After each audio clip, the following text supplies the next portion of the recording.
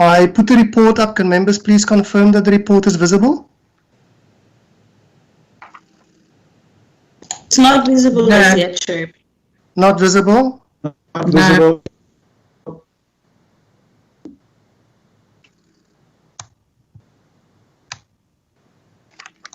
And now? Yes. Visible now? Okay. Yes. All right. It looks like I should not use the guide because it takes a while for it to appear because it seems like it's a data streaming thing. So what I will rather than do, Honourable Chair, with your permission, is to page from one heading to the next and take the members through that. We have quite a number of minutes to go through, so we do not want to spend too much time on the actual report. So just as a reminder to all of us, we met on 13th, 20th and 28th, and then we're also meeting on the 2nd, which is tonight. And we deliberated on the strategic plans for 2020 to 25. That's the 5-year plan of the department and the entities, and the annual performance plans, which will be for the specific year 2020 to 2021. And it's the DPWI as the department and the PMTE as the implementing branch of the department, and every entity that reports to the minister. We looked at all their planning documents. Just to page to this first section, which is the introduction. The introduction basically speaks to the mandate of the department, but also the mandate of this committee to do oversight. But we do say, and it's an important sentence and it's an important point to make in the case of ourselves, that the minister is the policy leader that exercises oversight over the public works entities. And remember, it's public works and infrastructure entities these days, with an infrastructure component being added to the department. So the minister exercises oversight over these entities and over the department. We, in turn, exercise oversight over the minister. So in order to do our oversight, we met with the minister, deputy minister, and the senior management teams of the department and the PMTE and the boards of each of the entities. And we did so in virtual meetings that were jointly held with the Select Committee on Transport, Public Service and Administration, Public Works and Infrastructure, and those are the dates that I repeat there, 13th, 20th and 28th of May. So also important, although we held the meetings jointly with our sister committee from the National Council of Provinces, this particular report is in the name of this portfolio committee that reports to the, or does its oversight works on behalf of the National Assembly of Parliament. We then reflect on the mandate of the department. The mandate is described in the Constitution, specifically Schedule 4 of the Constitution, and the mandate is also in the Government Immovable Asset Management Act. Thereafter we will refer to it as GIAMA. Now, I will always say this. Currently, this is the only act that guides and outlines how the department does its work as the custodian and portfolio manager of government's immovable assets. There is no legislation, no Public Works and Infrastructure Act in place. In sections of the report, this will come out as a challenge and a problem that needs attention. We refer here to the shift in focus of the department that took place in the 15-16 financial year. And that is a shift where the practical implementation of the department's mandate shifted to the property management trading entity. And this shift then allowed the department to focus on policy formulation, the setting of standards for management of immovable assets, maintaining intergovernmental relationships with user or client departments, managing the coordination, standardization, regulation, that relates to the provision of accommodation and public employment programs. The PEPs is EPWP, and expert should insert there also professional built environment services to user and client departments. And then the final bullet there saying that the department and the PMTE has an oversight role over the standards and regulation that the minister makes as leader of the functions that Schedule 4 of the Constitution confers to national, provincial departments of public works and infrastructure, as well as municipalities that also play implementation roles. Now, I just want to pause, and then because the next is going to go very quickly, but just want to pause a little bit and just say something about what that last bullet means. The last bullet practically means that there are aspects of public works and infrastructure that is not practically done by the Department of Public Works or the PMTE. Municipalities, provincial departments, and national departments instruct or approach entities, including the PMTE, of public works as a department to do that work. And the one that stands out is the IDT. It does a lot of the construction and the maintenance, and that's a crucial thing to remember. The last point I want to make is, if you go to the head office of the Department of Public Works and Infrastructure, you will not find a building or offices that says PMTE that will make up a body of the PMTE. It doesn't exist. The PMTE, 80% of it is spread across the 11 regional offices to be found in Cape Town, Pretoria, Johannesburg, Bloemfontein, etc. So this is crucial. It has a countrywide footprint from which a lot of work is done. That's important, and it's important to remember this as a point for members as we plan from now onwards to do oversight over the next 5 years. So, in doing oversight over the planning documents, there's a few things we must do. The first thing we always do is we make certain that there's a proper link between the broad policy of government, the transformative trajectory of the medium-term strategic framework that stretches over a 5-year period, and the policy imperatives that the President set out in the State of the Nation address. And you would notice in the planning documents that link is quite properly stated. And so we don't have a problem with that. So number 2 goes through that alignment, and it lists the 7 policy priorities outlined in the National Development Plan / Vision 2030. It goes further to then look at the medium-term strategic framework and its broad trajectory. And then it lists the 3 pillars, policy pillars of Vision 2030. The one is achieving a more capable state. The second one, driving a strong and inclusive economy. And the third one, building and strengthening the capabilities of South Africans. These 3 pillars are then underpinned by 7 policy priorities. The first one being a capable, ethical and development state. The second, economic transformation and job creation. Education, skills and health.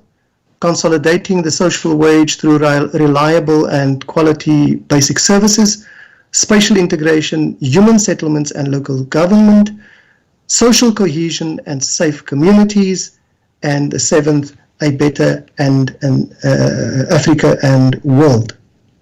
Now, the next paragraph is important because every government department should translate these broad policies in the MTSF, in the SONA and Vision 2030 and the National Development Plan into programs with clearly defined, specifically stated, simply understood, measurable, achievable, relevantly resourced, and time-based outcomes with targets that are evaluated and reviewed in each financial year over the next 5-year term. And the first place where that must be done is through reports of the DG and the senior management team, of the board of the entities and their administrative teams, to the Minister of Public Works, and then to Treasury, and from there to ourselves every single quarter. We will reflect on that as we get to the recommendations. Now, that's just a reflection after that on what the MTSF is. And the important thing is alignment and coordination. And here I want to make the point, alignment and coordination of the MTSF as a broad policy plan between the 3 levels of government, facilitating the full integration of all development planning instruments into an integrated framework, is very similar to the key role of the Department of Public Works and Infrastructure and its entities. It works across all 3 of these levels of government, and it has a role to coordinate and to ensure that there's no duplication, no role conflict, and no development contradictions. And that's the key, the gist of our argument that we have to make as a portfolio committee as we do our oversight. But we need to start with this point of, we notice there's a constitution, there's a GIAMA, but no Public Works Act to assist this department to enforce other departments in terms of infrastructure and public works to play the game, as well as, of course, private construction companies, etc. We move to, and here I will just jump very quickly. This we can't go through every section the way I just did those first few. The third section is the outcomes listed in the department's programs, or rather in its strategic plan from 2020 to 2025, and this is part of how they translate the broad policy. And this is a repeat of our NDP and other outcomes, but it's important to note it in this document. So that carries on, Honourable Chair, up to, it takes us to the 4th section, which lists the budget allocation over the for this year and over the medium term. Just a note to NOLA, as we publish this over the next few days, we must just move all colour, in the case here 2021 and 2020 is highlighted just to assist us when we read through these things. So we do oversight over 8 billion for this year, and we will certainly put our foot down when it comes to specific departmental programs as we do our oversight. I will page quickly through this. The fourth point, 4.1, is looking at every single program. First program being administration. And here you can see that it provides strategic leadership, management, and support services to the department. And you can also see that it plays a very, very key role in terms of that first policy task of building a capable, ethical, and developmental state. Inside Program 1, we have the department then saying that it wants to, it states a predetermined outcome and policy intent to reorganize the department into a resilient, ethical, and capable department. If that's how it states itself, it's our duty to make certain that it sticks to that. A key thing to note is the turnaround program from 2011 to onwards, and what it resulted in. One of the things it resulted in was that shift of the department making policy and PMTE doing the implementation. But the other one was also the establishment of the Governance, Risk and Compliance Unit that continues to assist with investigations with a special investigations unit into alleged malpractice and corruption. A thing we should do oversight over strongly, however, is to make certain that this particular unit does not function as the only monitoring mechanism of the ministers. This is a departmental unit and not a monitoring unit that should do the work on behalf of the minister and her office. The minister's office must do oversight through in-year reports as per the PFMA's section 32. Every month and every quarter there should be performance reports to the minister, and that's what we refer to when we say the minister should have a strong monitoring arm in her office. The sub-programs are indicated, and here we can notice in administration, one of the sub-programs is the ministry itself receiving 44.7 million. My pause is deliberate. The question to ask is how much of that is used on monitoring what the DG and his team is doing, monitoring what the boards are doing. Are they collating? And if they don't collate, what is the result on entities and the administration of entities and the filling of key positions in entities? Because if a board does not have if it doesn't collate, it cannot make key appointments. And if it doesn't make key appointments, the administration falls flat, it goes into debt, and it turns into a problem for the public because it cannot deliver services. And remember the issue of coordination, regulation, standard setting across the three levels. Just a little note here that corporate support services, supply chain management, management itself, and office accommodation, these are shared services funded that funds the functions of both the department and the PMTE. And if later during the year we need to give more detail on that to members, we shall do so. We move now, I'm not going to do much more here. The Intergovernmental Coordination Program is here, honourable members. You can see the key role that this plays. And I will just read through something here. It's a coordinating department. It must manage sound relations and strategic partnership with other client and user departments if it is going to reach the goals set out in the State of the Nation Address and the National Development Plan. This program is key.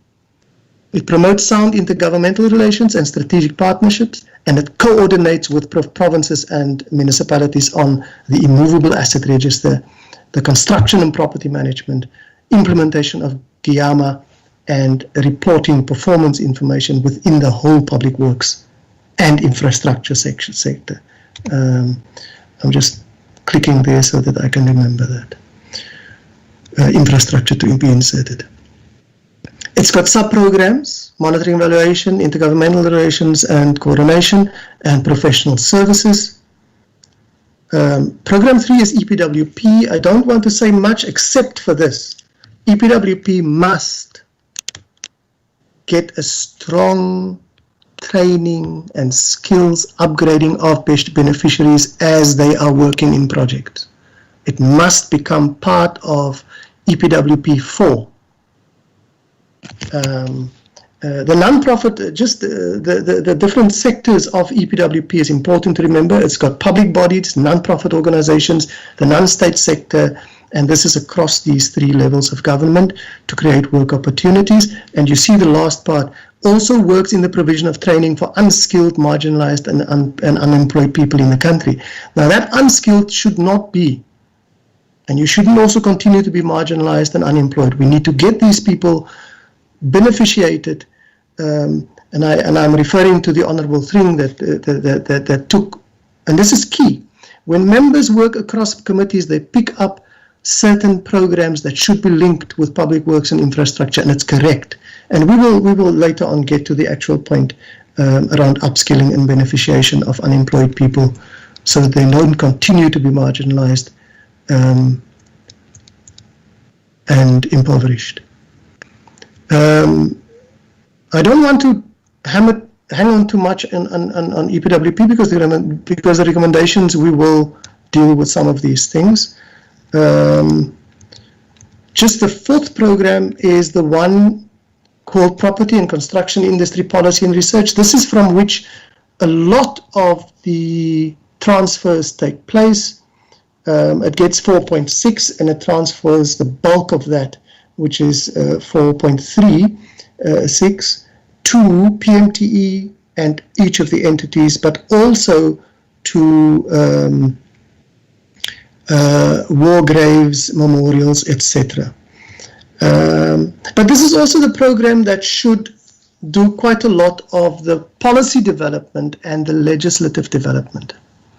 And in the past we hammered this because they did not deliver on this portion here. Can members see the highlight when I do it? That review work is not being completed, and it's the reason why the department functions without a Public Works and Infrastructure Act. And it's also the reason why the CIDB and the CBE do not have powers to transform, so designated groups can advance quicker through professional registration, as well as so that the the contractors can be empowered much better. The last program is Prestige, which funds the Parliamentary Management Board, the Village Board, as well as Prestige clients all over, and you can see the targets it sets for itself. We'll have to just rush away from that, but we have plans to do more work on this. What I'm highlighting is some of the stuff that we will focus on quite a bit over the next 5 years. So the PMTE is then the implementation arm, and as I say, 80% of the PMTE exists in the regional offices. It might be a good thing for us to think of visiting each of these regional offices once there's no COVID-19 lockdown. But this is, again, the point here of the legislation that's not in place, which then require Program 4 to complete that review work and give us a Public Works and Infrastructure bill that we will have to pass. Now, the problem that we are highlighting here is the issue of user charges. So when we provide specialist property and construction management services to government departments, we do a user charge. The problem is, before we can get the money back, we took the money out of our budget and spent it. Departments, however, do not pay back, and we don't have enforcement power to get that money back. And that's what the bill is supposed to give us. Now, that sounds very familiar to members. If it does, it's because that's the problem with the IDT. So if the IDT is challenged, PMTE is challenged, and it's a bit illogical to hit the one and not the others. So this next paragraph where I pause is the one that speaks of this particular branch, the Real Estate Investment Services branch of the PMTE. It is supposed to play the role of investing the value of our real estate that we are holding. It cannot do so because it doesn't have capacitated and properly qualified people. And it's not about them not being qualified. It's about, are they qualified in investing property? Do we have such people in this branch? When we did oversight in the 2015 to 2019 term, we asked for the user and custodian immovable asset management plans of certain buildings and properties that we visited, correctional services and SAPs, for instance. It could not be produced. If that's not in place, then the contracts between client departments and our departments, PMTE, for instance, is not proper. And that explains why it loses quite a lot of money and why it has a huge overdraft that continues to grow from one financial year to the other. So here's the other problem with the PMTE, and it's this particular branch. PMTE Registry Services. It's supposed to manage the immovable asset register, and it's supposed to coordinate user and custodian immovable asset management plans. And here its problem is this problem of attracting and retaining qualified and experienced property specialists. So we leave that there.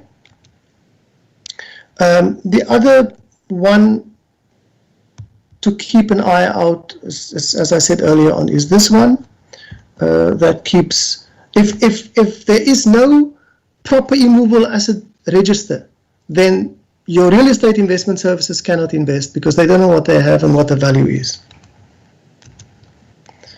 Okay, we move to the budget, and I'm just going to mention there is this budget, and the amounts is clear because this is what gets transferred from the 8 billion program 4. The total is 8 billion, but in program 4's portion that gets transferred to the PMTE. And it's got the branches as I mentioned earlier on.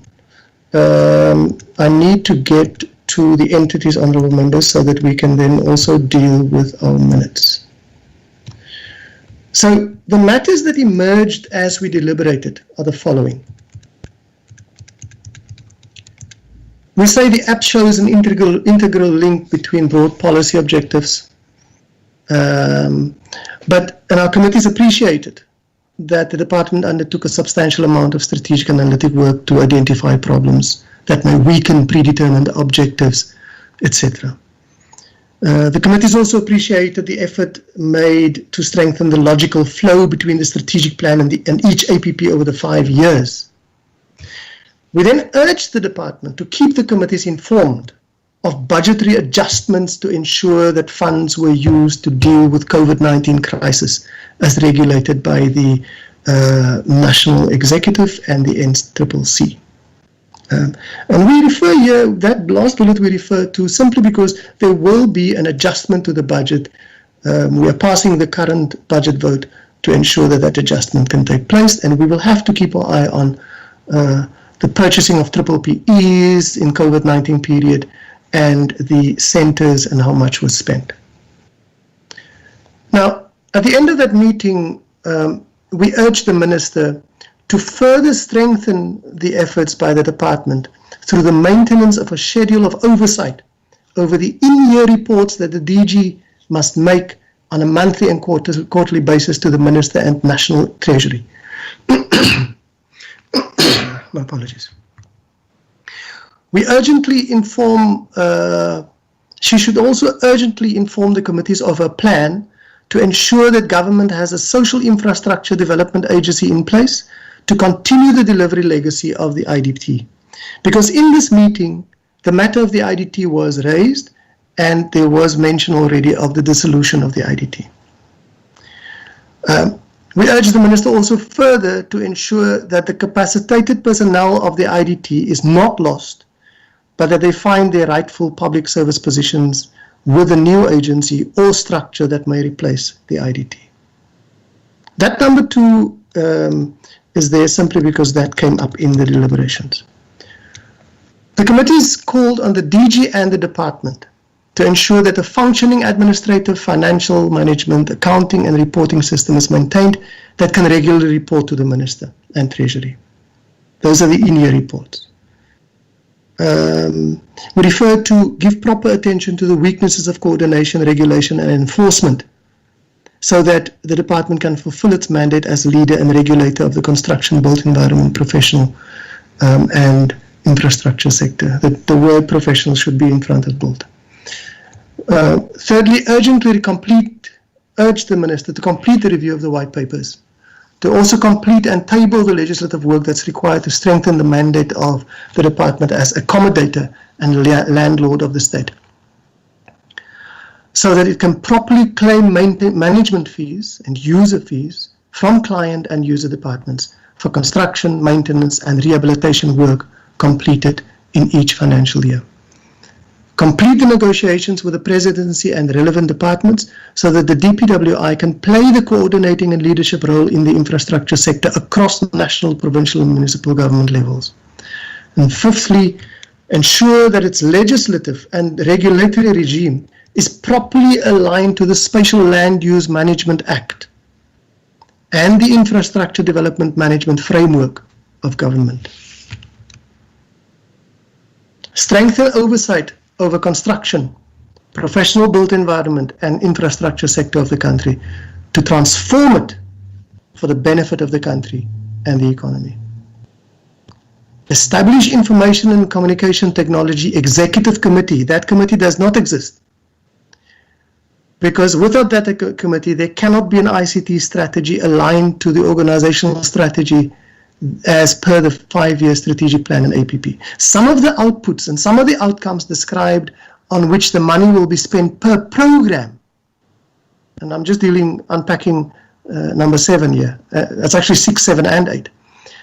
If that money is not spent, the money cannot be spent without this executive committee that focuses on ICT. And if that committee is not existing, the ICT strategy is not there. And if that's not there, then Akiba software cannot be implemented. And without that, we cannot have an updated and properly maintained immovable asset register. And if that's not there, then you can't have investment, real estate investment services of PMTE, unlocking the value that's sitting in the immovable assets of government. The ninth point here is the fit-for-purpose ICT architecture should be rolled out so that key functions of the department PMTE, such as the immovable asset register, can be achieved. But the other aspect that's crucial is number 10. Without that, data collection and verification processes of beneficiaries, where indigent families get the opportunities to earn money and to learn skills, cannot be properly achieved without the ICT architecture. Currently, they use a reasonably, it's okay, but it's not doing what it should do, and the verification doesn't take place of beneficiaries. And if the thing to remember, if you can't say where the person is, you can't see whether the person has been trained, and you can't see whether the person exit, and you can't see what happens to the person in the end. That's the type of software that we are talking about that's in need. It also came to it's also important because the Auditor General has its eye on the EPWP that struggles with that aspect of verification and data collection. And there is an outcome that's been described by the Minister in her plan and the DG in the APP of getting a clean audit for this financial year and for every year throughout the 6th administrative term. When we get to the entities, the CBE, the 6 councils are mentioned there. This is the Professional Built Environment Council. It is the one that the architects and all the professional built environment graduates complain about not giving sufficient regulation, and they're unable to enforce this on companies so that we can then have a structured pipeline for graduates to become registered engineers, architects, etc. This is the budget. I'm paging through because, as we said, members had the document since the 28th. The CIDB is the contractors. It keeps a register. One of the things that we'll see just now is how we could use this register to prevent contractors that act corruptly from continuing work in government. This is the budget. They list a few outputs and action items: the contractor register, the development of a database and register of professional service providers. That's a very important register. And then the special infrastructure projects, as per the Infrastructure Development Act number 23 of 2014, the CIDB had to make some of these changes so it can also play the role that the department, or the function that the department got added to itself. And then the issue of mainstreaming EPWP in all built environment departments across all spheres of government and in all other public employment programs. The matters that emerged from our deliberations relates to the weak enforcement power, no enforcement power to ensure stronger participation of all stakeholders in the transformation in DABAs that the CIDB arranges. It's not what comes out of the indabas does not get implemented because the participation is weak, and it happens because the CIDB as well as CBE does not have proper power as per legislation.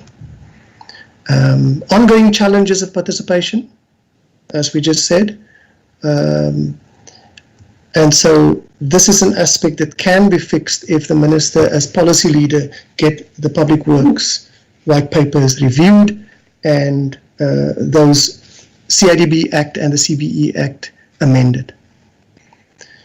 I refer in the paragraph, the 3-line paragraph there around the participation, which I just dealt with, the issue of a structured graduate internship program and learnership. You can have it. You can have a structured graduate internship program. The CBE can come and present to us until we are blue in the face.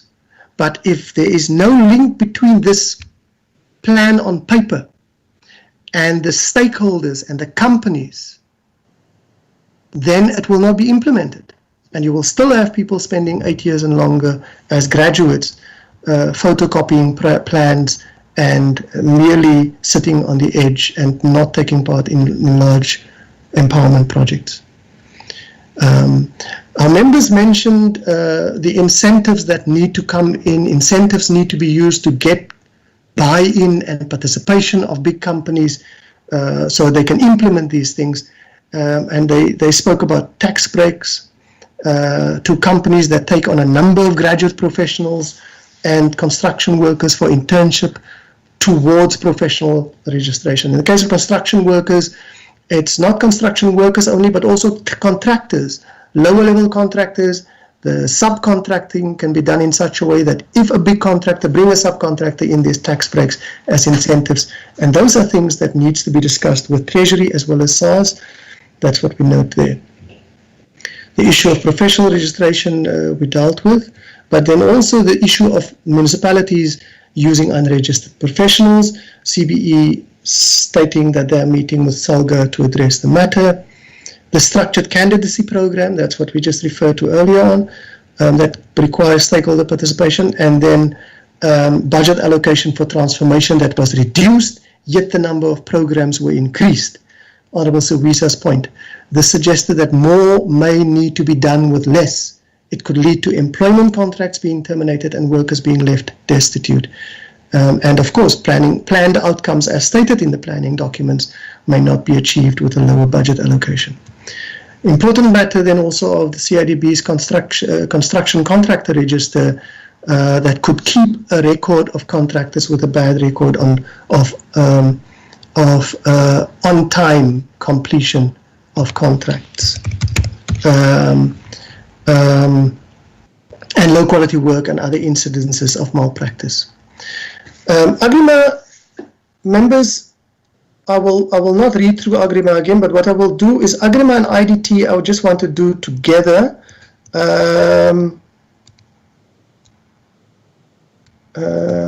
Should I? Okay. I may have to page back. My apologies if you... Okay, here we go. Let's just look at the committee deliberations on the planning documents of Agrima SA and IDT. We did not consider the IDT's documents because the minister withdrew it.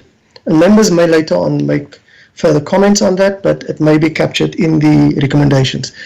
The matters that emerged is, number one, members noted that Agrima again, and it's not the first time, last year I think they also mentioned it, The lack of informing stakeholders and the public of the fit-for-purpose building materials and systems. It's a weakness.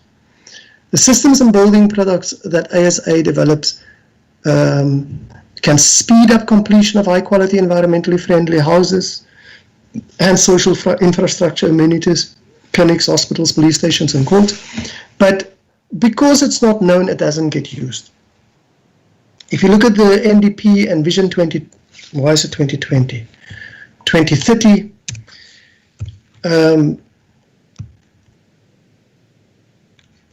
implores ASA actually to make its products more known. And it may not be ASA that does it, but CIDB and the CBE might have to play a role there. The committee's made it also clear that if sister departments such as Human Settlements and Sanitation Services and municipalities are not using these products, the ASA would be operating in a vacuum. Committees further welcome the undertaking to deal with that matter in its work with the National Home Building Regulation Council. I think it's a registration council, actually, I'll fix that, and the Department of Human Settlements and Sanitation Services and other sister infrastructure departments. Committees were pleased that ASA had appointed females in more than half of its organogram. Concerning the Minister of Public Works' assertion that the IDT strat plan and APP could not be tabled, the committee made these comments. Committee number 1 strongly objected to the Minister having released information on the IDT exit strategy in the media before informing the committees that she was dissolving the entity. The interim board chair confirmed that the Minister and the DPWI knew of the board vacancies and that no appointments were made to ensure that I will fix the errors here, that the governance structure remained in place. He stressed that a strong internal audit committee remains in place. The committee stressed that the Minister needed a stronger monitoring and evaluation unit in her office that can timelessly alert her of challenges in the governance structures of the public works entities, as well as problems in her department. The matter of consequence management to deal with irregular expenditure and possible malpractice in the IDT was dealt with. A comprehensive report was available and would be submitted to committees. That's an undertaking from the Minister and the department side. The Minister, and the IDT side. The Minister had, for this financial year. The committees were not treating the presentation on the withdrawal of the IDT's planning documents as the end of the process, but rather as the beginning. A good question to ask at this initial stage is whether this exit strategy is the best solution for the department that should drive social infrastructure development. The Minister committed to account and provide detailed responses to questions put to her office on her mandated responsibilities. The Deputy Minister affirmed that the Office of the Minister would not deliberately undermine the Portfolio Committee and Select Committee on the work that it was mandated to perform. The committees committed itself to work with the Minister, the TPWI, PMTE, IDT, and Agrimo SA, and the other entities to find solutions for the challenges of the department that must lead, coordinate, and regulate the South African public works and infrastructure sector. Now, before going to the recommendations, Honourable Chair, could I ask you how I'm doing with time?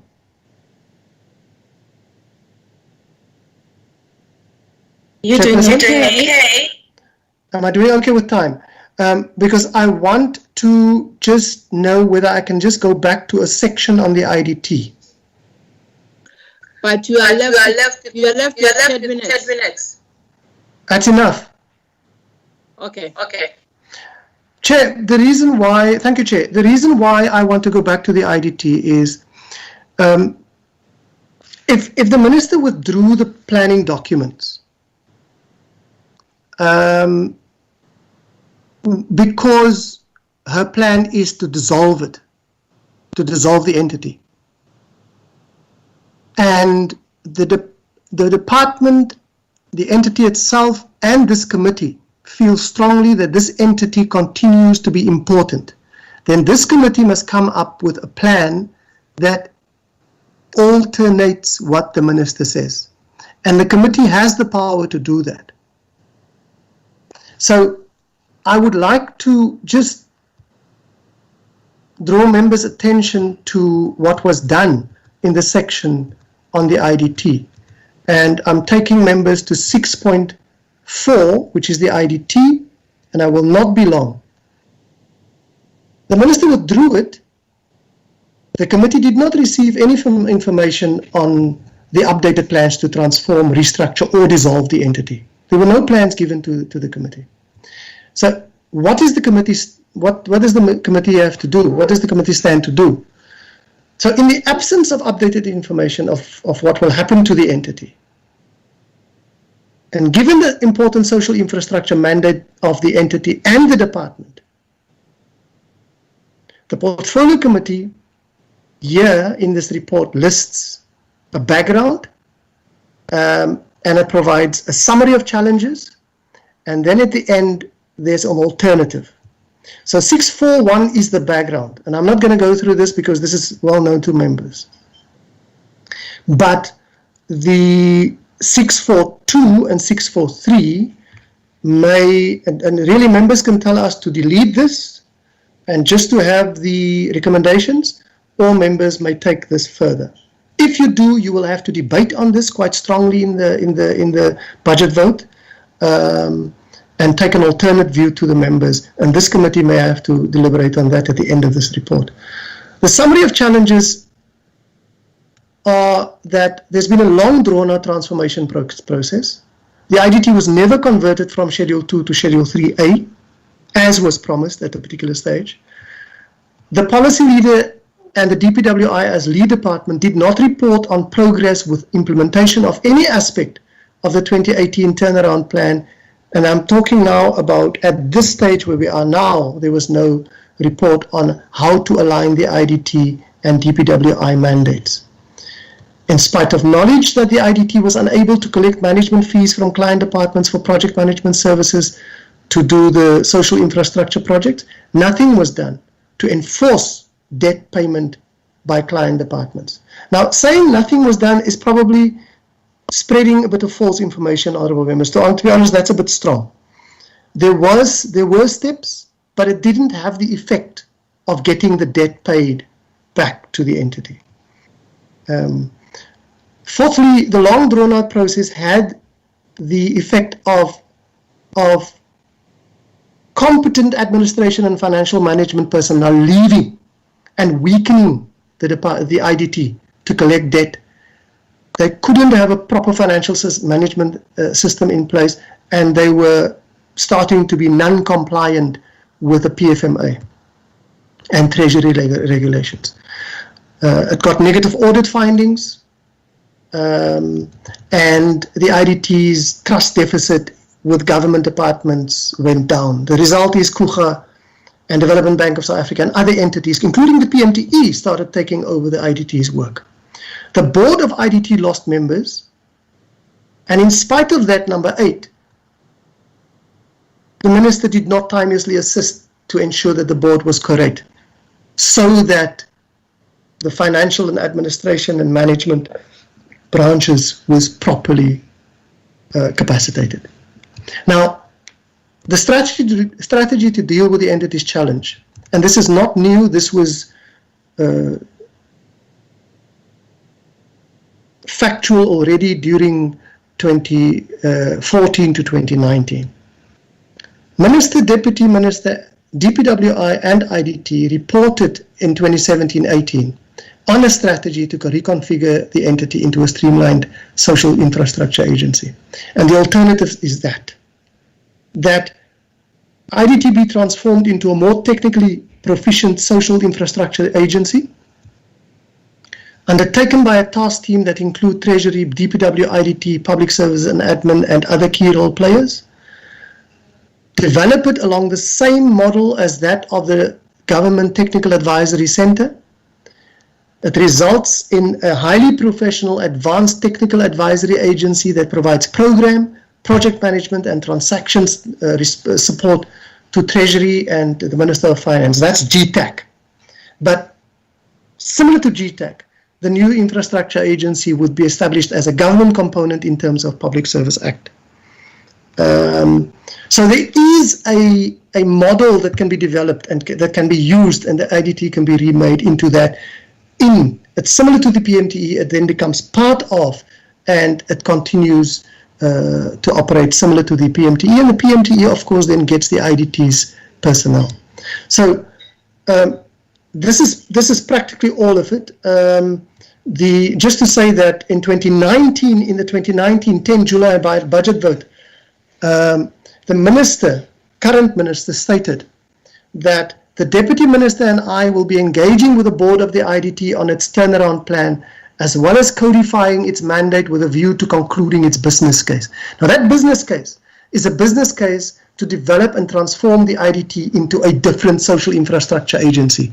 And it's very, very mind-boggling to find out in a year later, during a budget vote presentation, that the APP and Strat Plan gets removed from Parliament, and the minister wants to dissolve the agency, and we don't have a plan in place for what is going to happen with this entity. With that, we can go to the recommendations. The recommendations is a repeat, Honourable Member, which is why I said 10 minutes is enough. The recommendations, because I probably have about 5 minutes or 4 minutes now. The recommendations is a repeat of what we had under emerging from every single day of our meetings, the 20th, the 13th, the 20th, and the 28th. So, first of all, the minister should ensure, and remember the recommendations are made to the minister, Honourable Members, and not to the department. The committee recommends that the Minister of Public Works and Infrastructure ensures a functioning administrative, financial management, accounting and reporting system is maintained that can regularly report to herself and Treasury on matters that may weaken the achievement of policy outcomes as outlined in the NDP, etc. We say that this matter would be ideally reported to us by 30 September in the third quarter performance report. That's the next one. We had the first and the second quarter performance report. We suggest that in the third quarter performance report, there should be a full report on in-year reports so that the policy outcome of a capable and ethical department, a resilient department is in place.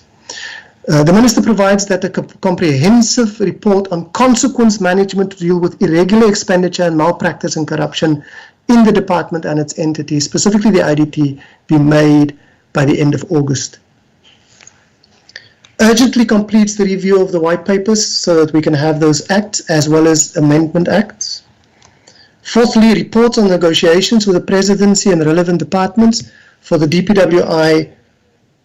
And here we heard that the money was transferred for infrastructure, but we do not have any idea of the coordinating and the leadership role of this department across national, provincial and municipal government levels. And we need a comprehensive report by the end of August on the funding, that is there, but the performance reporting and the accounting flow from municipal side, provincial side, and some national departments to this department, how that will unfold through the rollout of the district development model across the 44 districts, that is not known to this committee. We would like a report by the end of August. Fifthly, ensures that the legislative and regulatory regime to align SPLUMA, and SPLUMA is implemented at municipal level, but it needs to be the department's legal regime, legal mandate must be aligned to SPLUMA and the infrastructure development management framework of government. Otherwise, this goal that the department have to, and I'm going up because I'm looking for the infrastructure portion, that goal is not going to take place easily. So we are at 6 now. Minister instructs DG and the senior management team to complete the establishment of the ICT Executive Committee. I went through that earlier on. It's here as a recommendation. We need a report by the end of June. Ensures that the ICT Executive Committee drives the completion of the rollout of Archibus so that we can have a proper IAR. the fit-for-purpose ICT architecture also, so that important, so that that IAR, the updated version of it, can assist the investment branch of the PMTE to unlock the value of government. We need a report by 30 September in the third quarterly report. Completes the overhaul of the architecture for the EPWP to get a clean audit report. That architecture is important for that. Instructs PMTE to report quarterly on scheduled maintenance and the plans to decrease unscheduled maintenance. Just alerting members, Thring, member Siwisa, member Van Skalkwyk, member Hicklin, to look out for your inputs because they have been built into this list. Instructs the EPWP branch in its quarterly performance reports to report on innovative ways to upskill beneficiaries, Honourable Thring, in order to reduce our national skills deficit. Leads the DPWI to undertake intergovernmental cooperative programs with departments such as the Department of Trade, Industry and Competition. That's the combination of the former, what was that, Economic Development and Trade and Industry. Small Business Development, that's NOLA's old department. Higher Education Training, that's my old department. And Employment and Labour, with a view to increase training and skills development to achieve the policy objectives to create employment and eradicate. We don't want to just play with poverty, we need to eradicate it. Perfect, sir. Urgently informs the committee of the plan to ensure that government has a social infrastructure development agency in place to continue delivery of the IDT, further to ensure that the capacited personnel, etc. And I dealt with that earlier on. Report by 31 July. I don't think we've got deadlines for those others that I inserted for the Honourable Thring and others, but we can put that in the amendments. 14, improve the monitoring and oversight function of the Minister's Office. As I mentioned earlier on, we need a report by 31 August. Completes the legislation to align the mandates of the IDT, PMTE, DPWI, and provide for improved enforcement, regulatory and coordination power, so that this department and the PMT can perform its sector oversight, regulation, coordination and enforcement for transformation purposes, as well as for the collection of user management fees for projects. This matter to be reported by February next year. And then no, it's not the last one. Reports to the Committee on Transformation Targets. Here's one of the members, Honourable Van Skalkwyk, I think, on the transformation targets for designated groups of the department, the PMTE and the Public Works Infrastructure entities, so that the problem of the high vacancy rate across the sector is addressed. Reports on improved legislative and regulatory change to address the difficulties that the CB and CIDB experience around transformation of the construction and professional built environment. This matter I dealt with earlier on. 31 July is the deadline, and in every single quarterly report after that, it must be an item, standing item. Reports on innovative measures taken to incentivize participation in strategies to transform. This is stakeholder participation in transformation in Davos and how we incentivize the private industry to also play its role. Report required by 31 July and subsequently in each quarterly report. Second last, reports on strategies to improve professional registration. This is the structured candidacy program. And then the final one, instruct ASA to report on strategies it will undertake to make its services known. And then of course its collaboration with Human Settlement and Sanitation and the NHBRC. Here the NHBRC's name is proper. The earlier name, Regulation Council, is incorrect. I will fix that. I thank you, Honourable Chair and esteemed Secretary of the Committee. Thank you.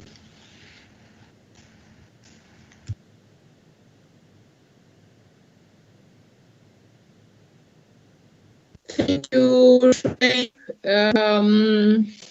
for a detailed report, though you exceeded by 6 minutes to the time that we gave you. I'm then now inviting members to speak. We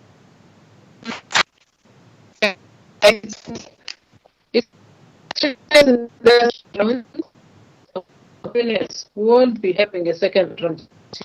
I want all the members that are present in the committee, in the way they are written here in the list.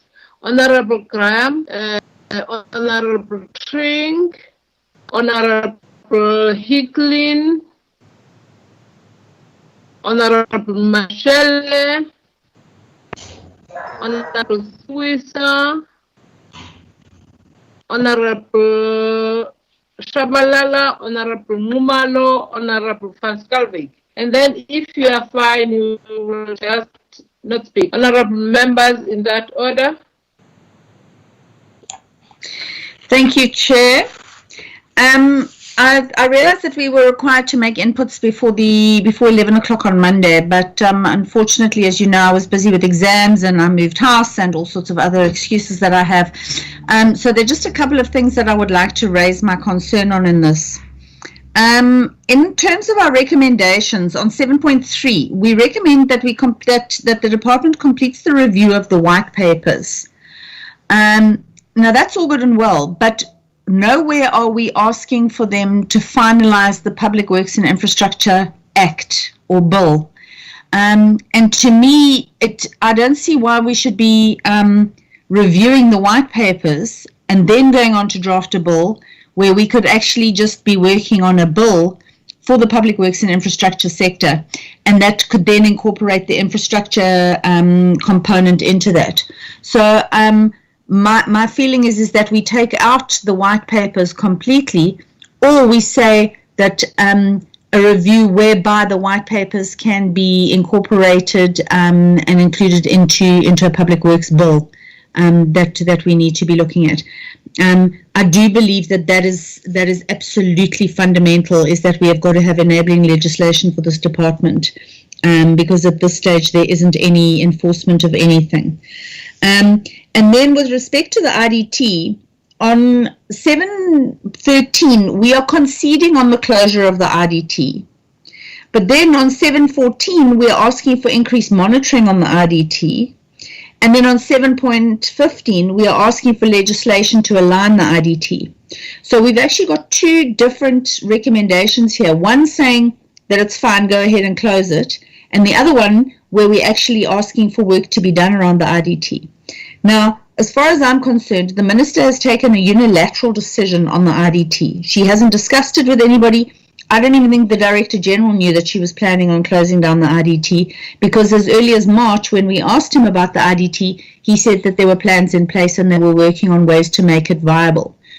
I believe that the Minister has not, I think she's overstepped her mandate. I personally don't think that she can just go and close down an entity without proper consultation with the committee, with her Director General, and with the people that are involved. So as far as I'm concerned, and I agree then with Shuaib, is that there has to be a social infrastructure arm within the department. So we either need to push for an aligned or a similar kind of structure like is raised early on in the document, or we need to say, right, what is going to be done to make the IDT viable. But then we have to change those three recommendations, because we can't have one saying, okay, that's fine, go ahead and close it, and then another one asking for monitoring and legislation. So I think my feeling is that what we need to be asking for is a variety of ideas from the department as to what would be the best way to deal with social infrastructure by the department. In other words, close down the IDT and create a new body, or restructure the IDT, or make it a different kind of entity or whatever, before we start just conceding on the fact that she can just go and close it down. So I think maybe on 7.13 we should be talking about her coming back to us with proposals around IDT or another agency. And then in 7.14 and 15 say, that we need to now increase monitoring around the development of a plan around whatever is coming out of the minister. And then obviously 7.15, when we're talking about legislation, we need to obviously be talking about how legislation would then align a new agency. And then the only other question I have is where and when, this is on the budget, it's the budget report. I didn't see anything in the recommendations around COVID-19 spending and an adjustment budget, etc. Where and when do we raise our concerns around spending related to COVID-19 and how that's impacting on spending in other areas? I really am concerned that money's been taken from other projects, other areas, other votes, and used on this COVID-19 crisis, and we have absolutely no idea what's going on. An example, obviously, is the border fence. And another example is the quarantine sites. We know that the department is spending money on quarantine sites. We don't know what actions are going to be taken to recover that money from client departments. We don't know which votes have been affected by that money, etc., etc. So I really think that we have to craft a recommendation around regular, comprehensive reporting around the COVID-19 expenditure. Thank you.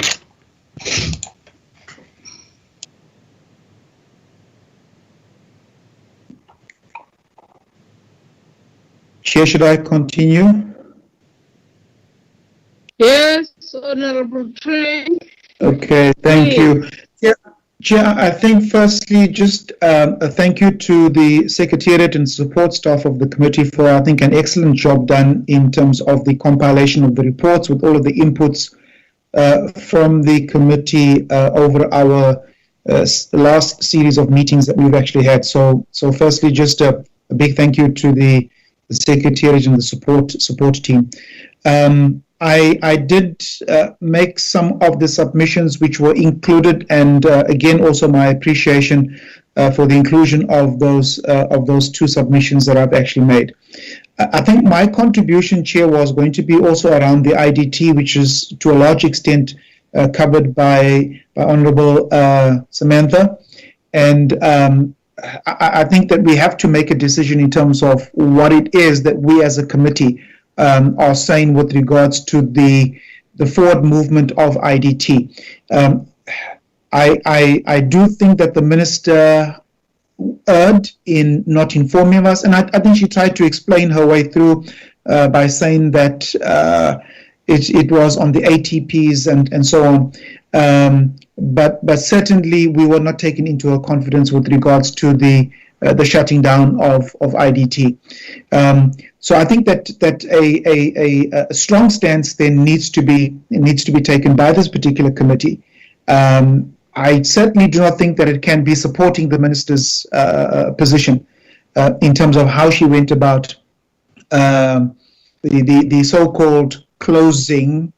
I'm not sure what happened yet, Chair. Can you still hear me? Hello? Yes, I can hear you clearly. You're with us. My screen just went blank for a while. Okay. So essentially, my face. So essentially, I think that we certainly cannot, and I think most members, if I can recall, agreed that the direction or the path that the minister took was not the correct path with regards to IDT. The question is what are the options? I would agree with the option that Shuaib indicated, that we look for a system that is functional, much like the one that works with National Treasury, where there are accountability systems in place, transparency in place, and it does not place, if we are going to look at keeping IDT, it does not place IDT in that untenable position where they do work for the client departments, but there is no payment for the work that that's a recipe for disaster, setting up the entity to fail. So something much like what that department is to Treasury, I would agree with that particular recommendation. Thank you, Chair. Thank you, Chair. I want to echo what my colleagues have said, particularly with saying thank you to the research team on a really remarkably good presentation. Again, I want to echo what Honourable Graham Marie said regarding the COVID money. That is a major concern for me as to what projects have actually been disadvantaged by the money that has obviously been used and spent on the likes of the quarantine facilities, because we know that it was not small change. It's in excess of 28 million rand. And let's look at the 37 million rand for the fence. Those are major issues for me. The other issues I have relate to, again, and I think this is going to be a general comment from everybody on the committee about this unilateral decision taken by the minister in closing down the IDT. We are her committee. Those kind of decisions cannot be taken independent of us. We are the oversight by Parliament that ensures that transparency and good corporate governance is actually followed by the minister, and that wasn't done, clearly. The only other point I'd like to make, Chair, is my particular bugbear, which is the immovable asset register. Somewhere along the line, we cannot keep putting this out saying we have so much land and we have so many things to do. We really have to finalise an independent assessment so that we actually know what we are spending money on. We can't plan properly if we don't know what we own, whether it's buildings or whether it's land. And for me, alongside the IDT, we have to make sure that we have this asset register up and going. Thank you so much, Chair.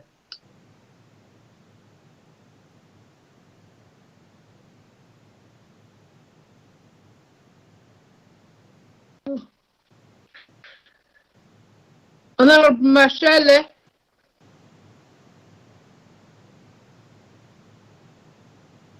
Honorable Siwisa.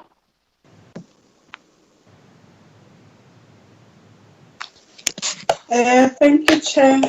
I am still having a Blue Monday, but I'll try to. I think everything that I've spoken about has been captured in the report that has been represented here, that has been presented here today.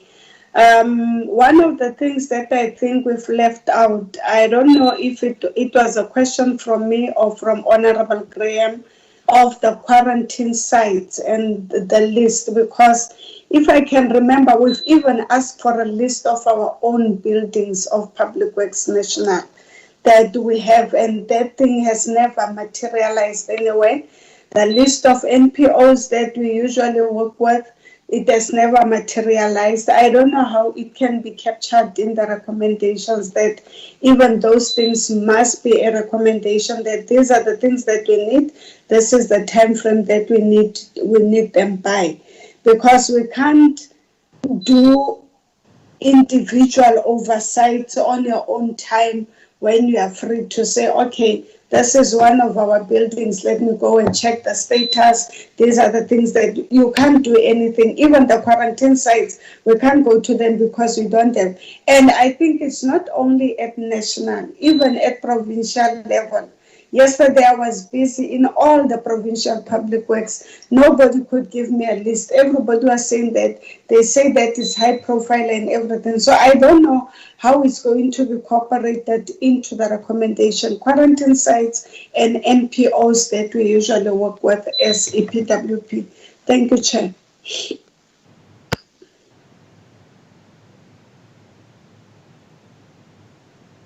Honorable Mashele. Honorable Shabalala. Honorable Shabalala. Chairperson, am I audible? Yes, yes. Oh, yes, thank you, Chairperson. I wish to appreciate the work that has been done, well researched and well outlined. The only thing that one will just raise, maybe in hindsight, is the issue around Chairperson. I seem not to find the space where we are talking about meeting the AG or meeting the scope. At what point?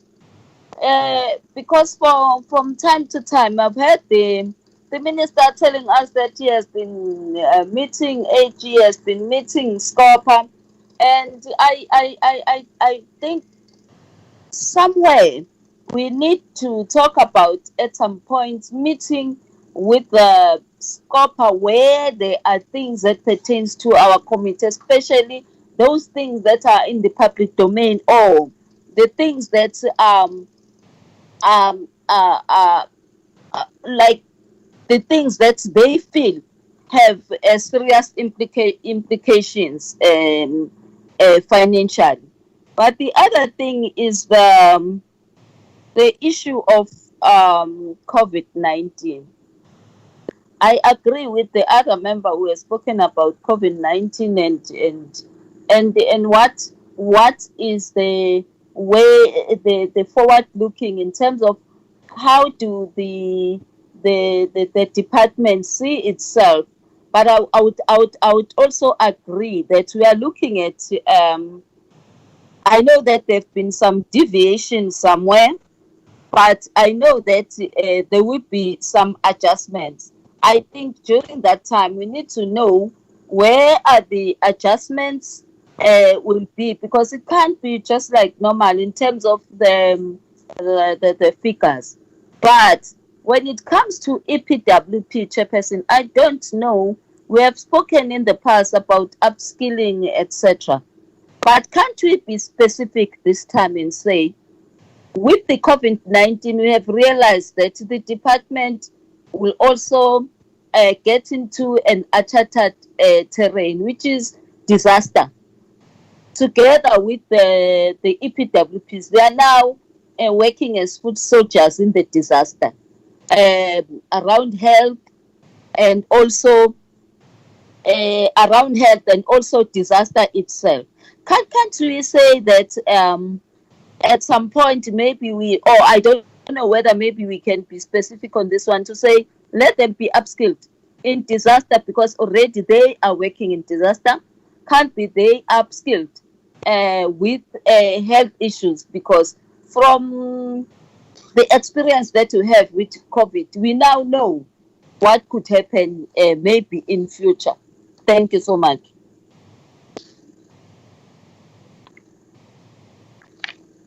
Ngiyabonga, Chairperson. Thank you, Honorable Shubalala. Honorable Ngumalo. Honorable Ngumalo. Yes, Chair, I'm here. Thank you very much, Chair, and good evening to my colleagues. And I also want to extend my gratitude to Shaibi and the team for a very comprehensive report on what has been discussed. But I do also want to ride on the horse's back from what the colleague has just said with regards to engaging Scopa. I do believe that as a committee we should at some time need to come closer to Scopa and have a microscopic view of how they view our department and the activities within.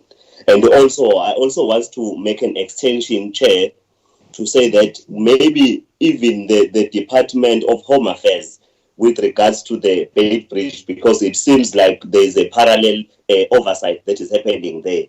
But I do also want us to also include our oversight and also come together as those two, have a joint sitting with those with that particular portfolio committee, in ensuring that we do not clash our interest on that particular Beit Bridge. But let me extend it to also ask, if I may, if do we know which properties or how many properties that we are in conflict with the municipalities? Because I know that you find that public works and infrastructure and certain municipalities will be at loggerheads fighting over properties that are not clearly defined, whether they belong to the department or they belong to the municipalities, and hence that does not give us sufficient capabilities to do oversight if we do not know who owns those particular properties. I think it also goes to tie with the asset register, because if we had an asset register that was intact, it would make our work much easier.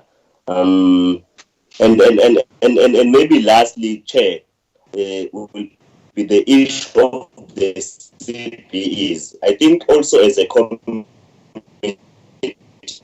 colleagues to the CPEs, all of them, because really the injustice that we are doing to those graduates, and some of them are there waiting for us to hold those people account at that particular time. But I don't think that we have strengthened our hand in ensuring that there is a smooth engagement with the CPEs, and ensuring that those people have got a smooth transition from being graduates, candidates, and to becoming professionals. Because if we're speaking about capacity, if we want to capacitate our people, but us as a portfolio committee, we are not seen to be taking action in ensuring that is happening, I don't think we are doing justice to those colleagues and Honorable Chair. And my last, I do also want to express my concern, Honorable Chair, with regards to the shutting down of IDT. Maybe the minister must, in one way or the other, come to the committee and bring the committee on board with this closing down of, because we cannot have the minister spelling out things there in the media. We also find things in the media, or we see them on News 24 or whatever, but we cannot say that this is the resolutions of the committee without even being presented to the portfolio committee. I think we should also be brought into power as to what informed that and what are the plan, the entire plan, if there are plans, or shall we are just scrapping it and then that's it. I think maybe I'd like to pause there, Honorable Chair. Thank you.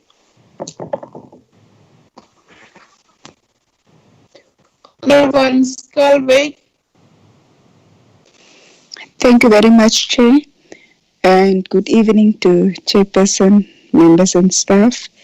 I think Chairperson, mine would be very short, because the various proposals that I made in terms of recommendations and inputs has been taken into consideration and incorporated into the report.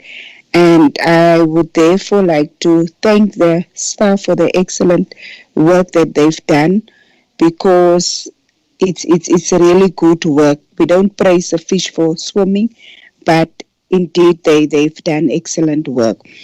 Chairperson, I think one small input would be that I've noticed when speaking about the immovable asset register and the introduction or the rollout of the Archibus system, there has been a date so far as September that has been identified for feedback. I think we should move that date forward, because that's too far. If we can remember, we've engaged the department on that issue, and they promised us that they will give us an update report by June. So we are in June. So I would propose, can we move that date from September to July at least, so that we can just move it forward, because that's really a area of concern for me. Chairperson, then I think when we receive the presentations, and then I refer this subject to all the entities as well as the departments. They lag behind in terms of adhering to the targets in terms of vacancy rate. So I would like to propose that we mention something there in terms of the budgetary allocations to be improved to ensure that staff vacancies, especially in PMTE, is filled. Because if we fail to do that, we've already seen that the target is 12%, but they already preempt that they want to reach 10%, and that's already a high vacancy rate. We need to see that lowering, and also we need to see that in terms of the vacancies, the filling of vacancies, that thing should be rolled out dramatically, and we should get feedback in terms of the quarterly reports. I think I'll pause there, Chair. Thank you very much.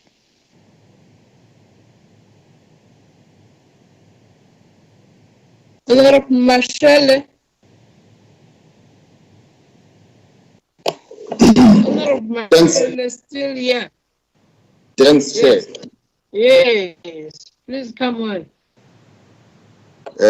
Greetings, Chair, and greetings to everyone. Let me join my colleagues in appreciating the work done by the support staff in preparation of this report. I'm saying this, Chair, because difficult as it is there to go on prepare this report, and we all know that this APP is not a true reflection of what's happening. This year, the department will have an excuse, a good excuse for underperformance. Everything that they'll fail to perform, they'll blame it to COVID. Today, we were discussing, definitely, at the end of the day, they are not going to achieve some of their targets, and it will be blamed on COVID. So I want to start with IDT. I think it's better that the minister must be invited back to the committee for us to discuss this thing of IDT. At the same time, I want to lobby the committee that the action of the minister was reckless. She cannot do what she did. We are the committee. We approve the budget of the department, and she accounts to us. She cannot go out there and sing about the future of IDT without taking us into confidence. It is precisely a department, and out of what they've been telling us from last year, that a failed IDT. As we speak, IDT has got an illegal board. She's presiding over it, and there is nothing wrong with that. From policy and budget speech, she told us that she's going to restructure IDT. The 2018 turnaround strategy, we don't have any report to say this is what they've done in terms of implementation of that turnaround strategy. Therefore, from where I'm seated, it is reckless for the minister to go into the media and say she wants to dissolve IDT without coming to us. So we should summon her, and we should not agree to what she's saying. The last thing, Chair, on 7.7, I agree with the recommendations. On 7.7, the Akibas system, probably the content advisor and the researcher will advise us properly. My understanding is that the Akibas system is privately owned or is procured. Therefore, cannot be us as a committee that recommend that it must be rolled out. There are two things. If you have procured anything from any service provider, if it's not working, you go to another one. But what is important is that as a committee, we should instruct the department to improve its immovable asset register and give us a report. So that technicality, I think those that have got the better knowledge must tell us. Because from a layman, if Vodacom is not working, I can still go to MTN. And it can't be the committee that says Akibas if it's privately procured. But if it's not privately procured, I think the recommendation is fine. Thank you, Chair.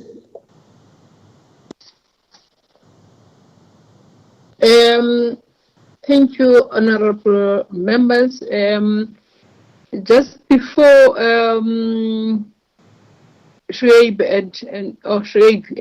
comes back and respond in some of the comments that have been raised by honorable members, let me also add my voice in appreciating the research and the dedication that has been applied in compiling this report. It is also a true reflection of what we did in the last few weeks when we were dealing with the strategic plans and the APPs of the department and its entities.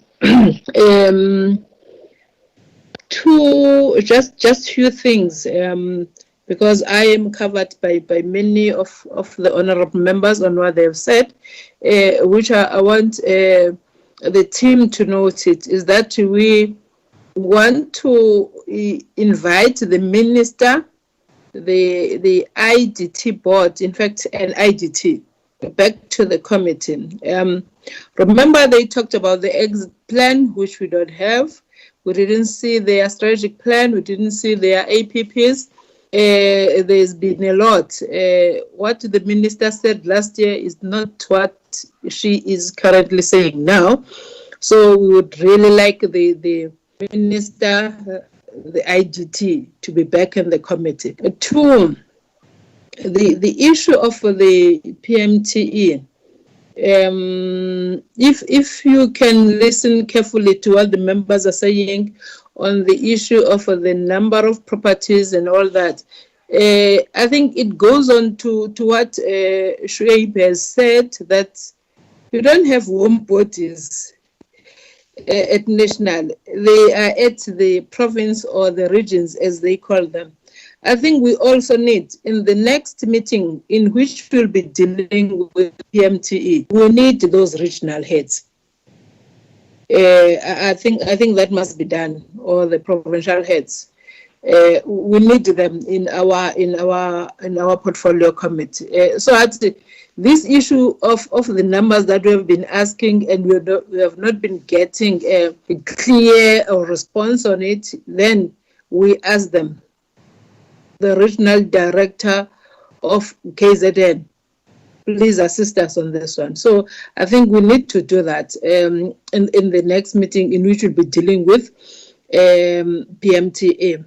But I'm covered with by my colleagues in the number of issues that I wanted to raise. They've properly covered me. Shuaib, any responses?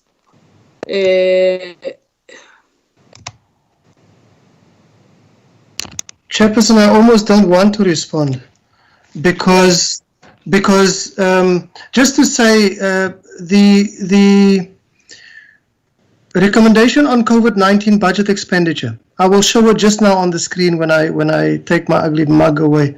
Then I'll put the document up and you'll be able to see the recommendation for COVID-19.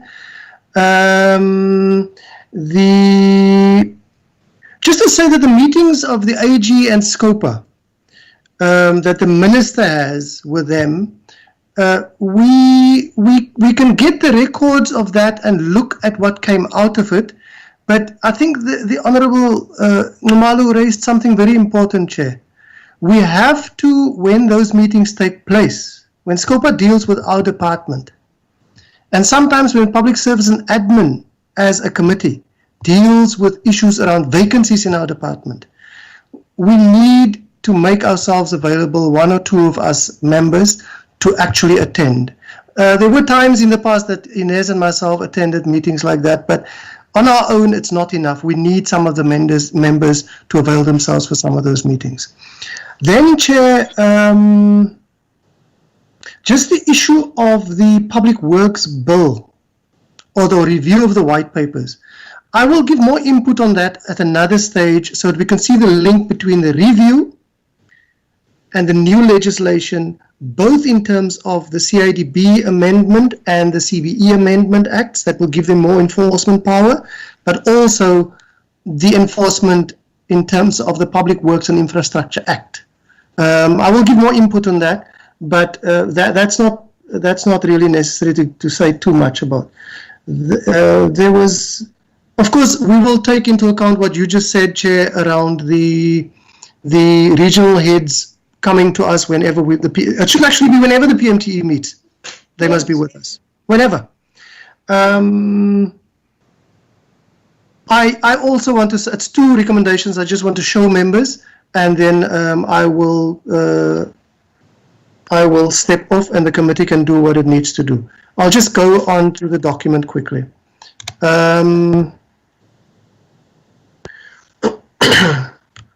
The first recommendation, 7.313.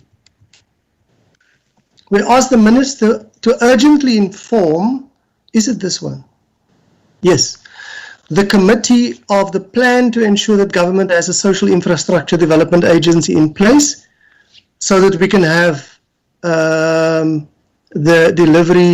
service delivery, I should say, of the IDT.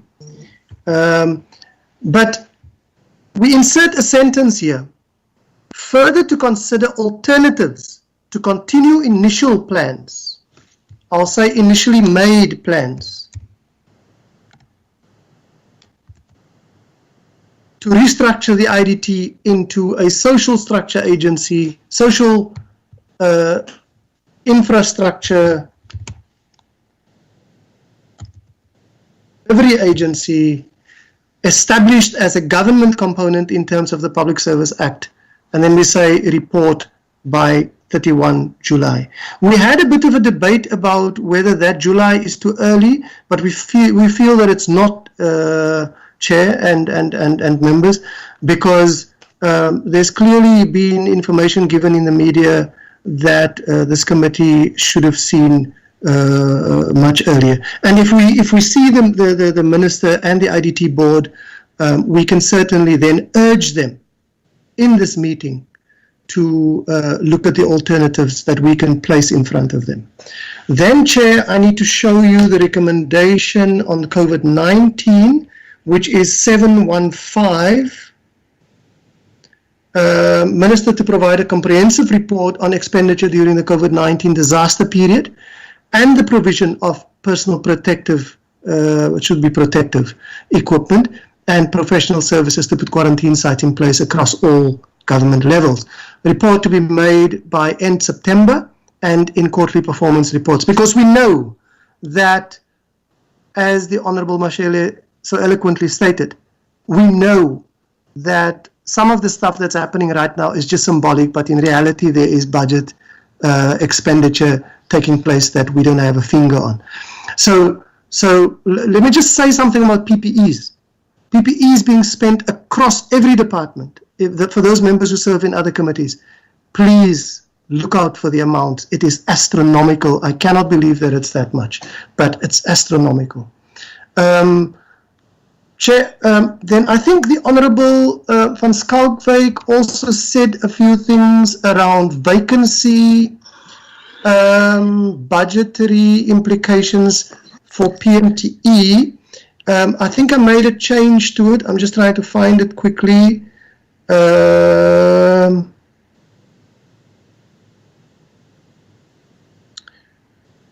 It's not there, it's lower down. She said that we should ensure that there's a budgetary increase. It's difficult to put a budgetary increase there, but what I did put in was to ensure that the PMT's vacancy rate can't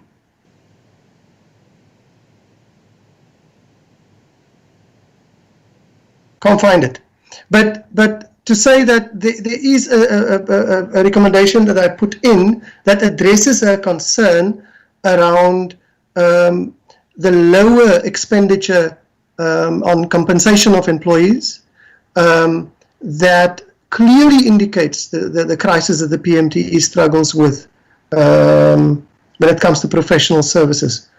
I did put something in, right now I just can't find it. Chair, I'm not going to address every single one of those comments. Just the issue on Archibus. Honourable Mashele, the Archibus, yes, it's indeed a software company, a software program that's privately owned, but the rollout of these modules took place already, and they are delayed because money was spent, but we find, and remember, Archibus is an Excel software-based system for property management. And what we're not saying here, what I didn't say in this report, is to refer to Archibus and Sage that's been purchased. And rest assured, we have our finger on that one, and we will have an item in the agenda, an agenda item in our program that will deal with both Archibus rollout as well as Sage. So the ICT Executive Committee that we refer to here will have to deal with both Sage and Archibus and the budgetary expenditure on that. If it doesn't make total sense right now, believe me, it will once we have that budget item in front of the members for a program, for one of the term programs, and they will see that it all comes together. That's it, Chair. Thank you. Chair, can I please add something?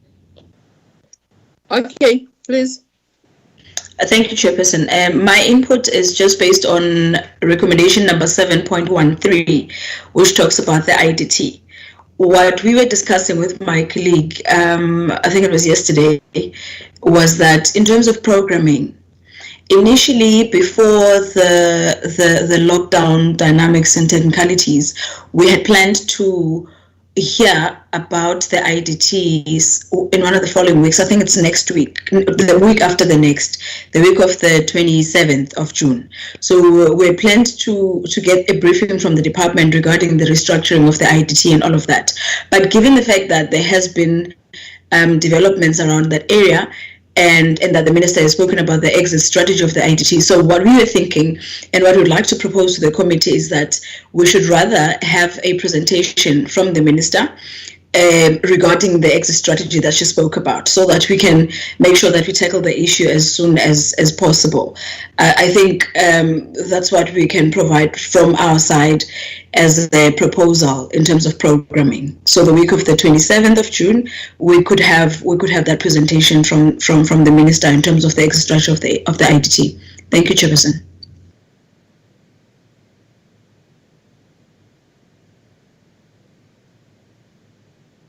Thank you, Nola. Then can we have a mover for the adoption of the agenda with the amendments that honorable members have raised, which some of them Shuaib has effected now. Can we have a mover? Honorable members? Honorable Graham? I so move, Chair. Thank you, Honorable Hicklin. A seconder, please. Honorable Graham? Honorable Graham, thank you. So our report has been adopted. We Chair, can now go to... Yes. Chair, sorry, Chair. Honorable Frank? Yeah, Chair, I obviously also support the adoption of the report, but I just think that I haven't heard from some of the other members or yourself in terms of the direction that we're going to be taking with regards to IDT. Because in the report, as the Honourable Graham has indicated, it can appear to be a bit contradictory in terms of how it's presented. We're saying, Honorable Tring, that you were part of the meeting when we dealt with this, but we feel that it was not enough. We need the minister, IDT, to come to a meeting, and the Sashnola has said that on the 27th. I think we'll take a clear direction after that one. Remember, we will then explore many avenues if possible, we need to even to see what are they recommending to us. What are the plans that they're coming? They can't come up with one plan. Definitely, there may be plan A, plan B, or plan C, whatever. But we need to come up.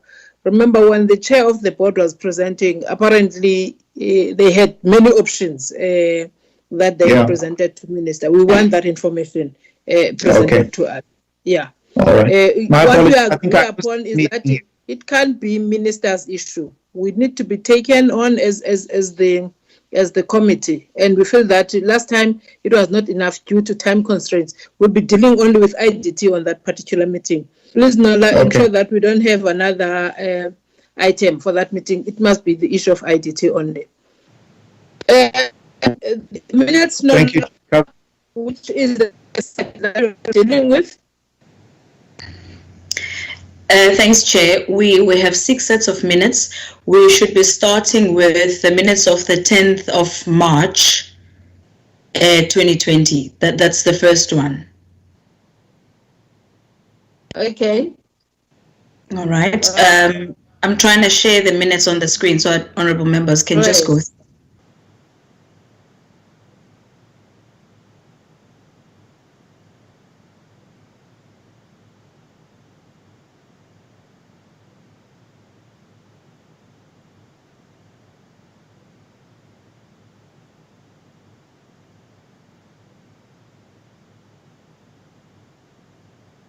I'm just trying to sort something out, Chair. I note that my browser is not allowing me to utilize other systems except for the PowerPoint presentation.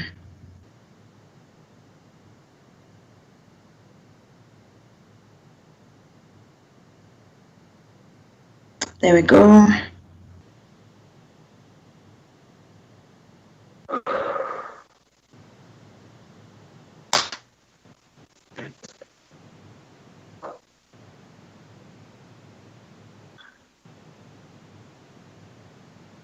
Okay, Chair, seemingly I'm experiencing technical problems because my MS Teams doesn't want to allow me to share a Word document. So I'm not sure if perhaps members could be able to utilize the copies that were provided to them so that we can move from that side. We have it available, Chair.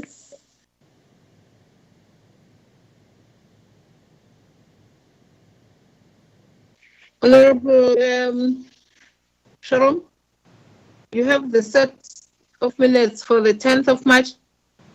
Yes, Chair, I have it in front of me. Okay.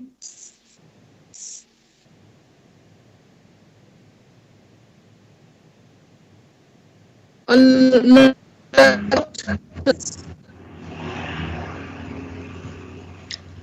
you able to see the minutes on your side, honorable members? Yes, they are there now. Okay, this is the 11th of March. Let me try to source the 10th of March.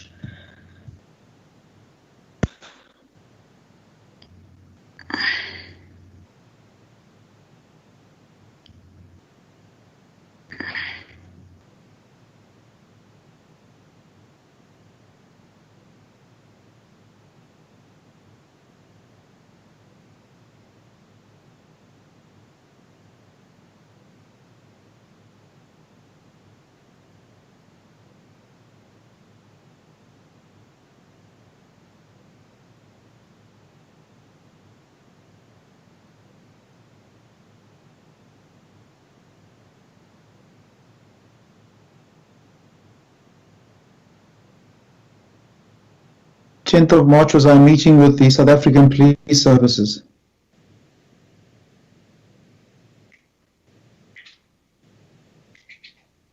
And Public Works.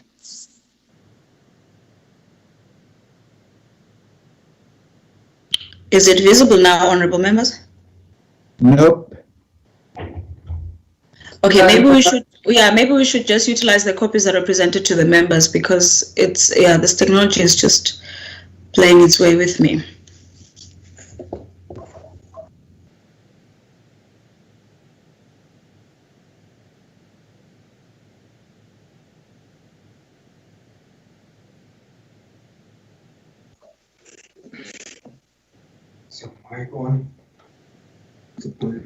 Is it on now, Chair?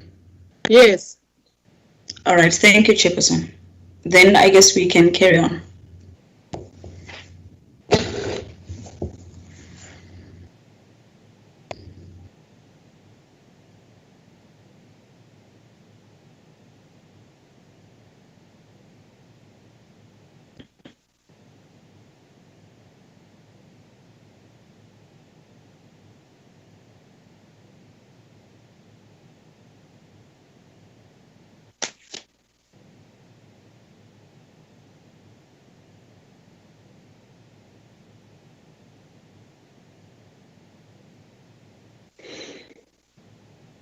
Chairperson, page 1 and 2 are mainly the attendance registers of who attended the meeting and not.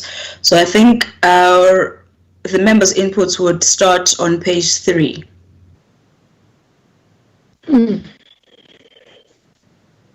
Which is the one that is on our screens now.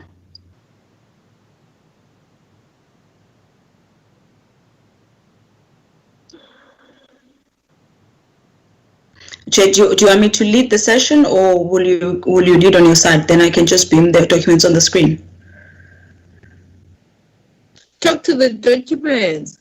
Okay. In fact, just talk to them, not to read line by line. In that first paragraph, Nola, you've got a double the. First paragraph on page 3.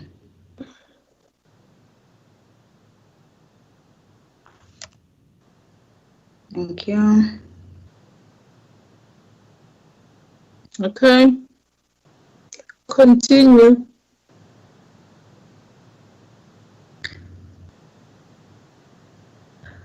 Okay, and then we move to page 4. This was in relation to the parliamentary villages. Yes. I'm noting something else as well.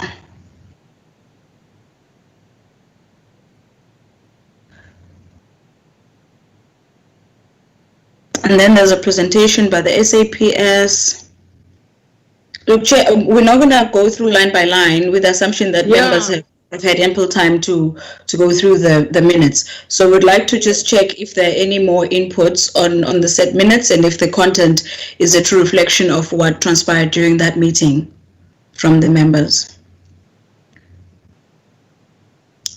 These other technicalities in terms of the makeup of the document we will fix later, but as long as we have assurance from the honourable members that they're happy with the content that is captured on the minutes. Honourable members, are they the true reflection of what happened on the 10th of March? Yes, Chair. I would therefore move for the adoption of the minutes of the 10th of March. Honorable Van Skalbeek so moves. Seconder, agreed. Tring, Chair, I agree. Second. Okay, then I think we need to go to the one of the 11th of March. Is that also visible? Okay, this meeting, Chairperson, was the briefing by the Department of Public Works and Infrastructure on the consequence management regarding fraud and corruption cases, as well as the termination of employment contracts that has led to incapacity within the department. And this one is the one that we held at the Pepper Club. So page 1 and 2 as well on this one would be the attendance register. So I'd just like to establish whether the members are in agreement with the content of the minutes so that we can carry on. I don't know what is it my issue of the challenge, but I don't see anything. I don't have it on the screen. My screen is black, Nola. Even mine is black, so that's why I was asking. So I challenge. Let me try to share it again, Chair. Okay.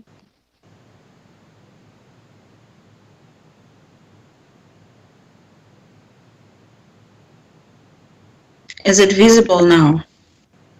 Yes. All right.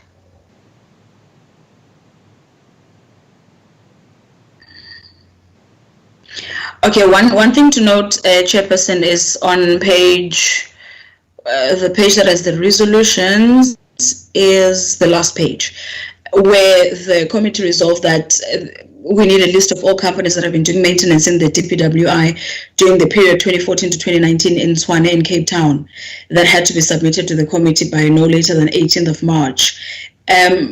My understanding is that we have not yet received all the information from the department, even though we had requested them time and again to submit this information, but we have yet had no luck. So perhaps it's one of the things that when we are looking at the resolutions tracker that we have on our side as colleagues, then we'll have to follow up on. That will be all from my side, Chair, on this one. Just before we get a move on this one, I think on your last point, this issue has been raised several times. I think Honorable Chaku raised this one, that we need to have a resolution tracker. There are many things that have resolved in our meetings, and then we'd ask the department to provide us with that information, but we'll find out that we don't get that information. I think in the next meeting, Nola, we need that resolution tracker so that we then confront the department. It can be the issue of COVID-19 that has made them not to provide us with the information that is on their computers. Can I then, firstly, is this a true reflection of what happened on the 11th, honorable members?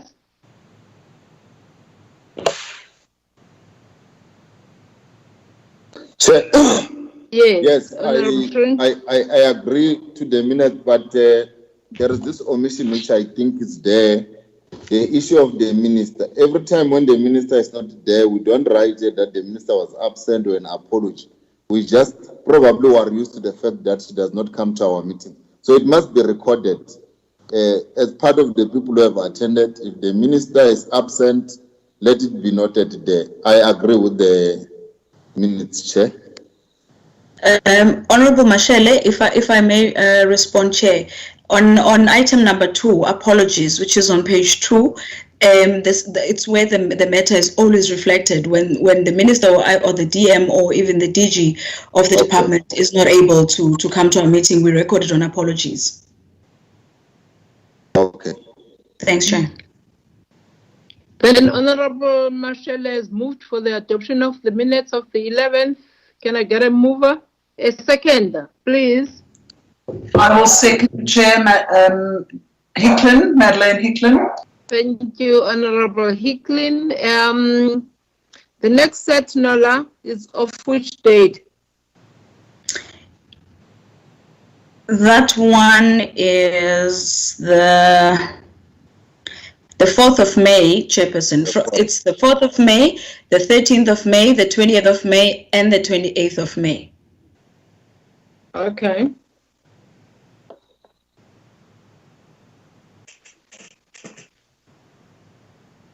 I just want to check if the minutes are visible on the screen. Not as yet. Let me retry again.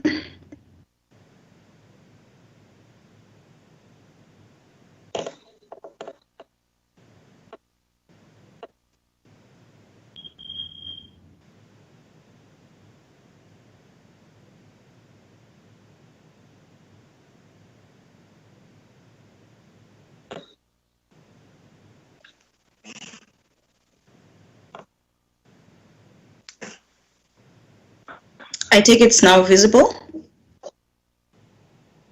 Yes. All right.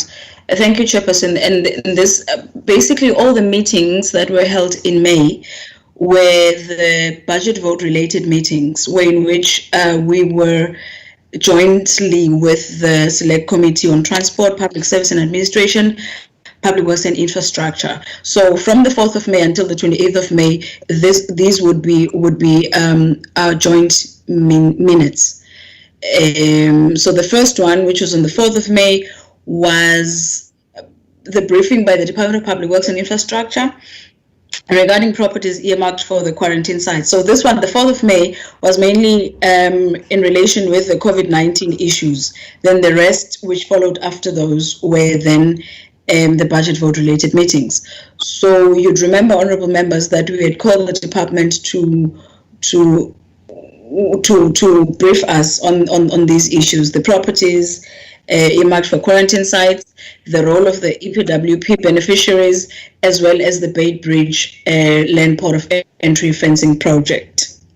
So page 1 and 2 is also mainly the attendance register. The minister was there because there was no apology for her that was registered and noted.